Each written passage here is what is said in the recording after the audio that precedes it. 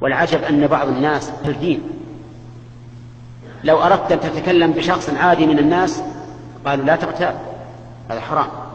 لكن لو تكلمت بواحد من ولاة الأمور كيف، مع أنه غير ولاة الأمور ما يرضى أن يتكلم أحد في أرض أحد عنده، لكن في ولاة الأمور يرى أن هذا لا بأس به.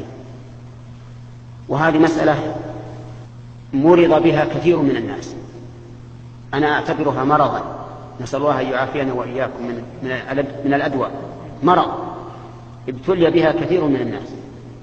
ولو أن الناس كفوا ألسنتهم ونصحوا لولاة أمورهم، أنا لا أقول أسكت على الخطأ، لكن أكتب لولاة الأمور، أكتب أنت، اكتب كتاب إن وصل فهذا هو المطلوب، وإذا انتفعوا به فهذا أحسن، وإذا لم ينتفعوا به فالإثم عليهم إذا كان خطأ صحيحا، وإذا لم يصل إليهم فالإثم على من منعه عنه.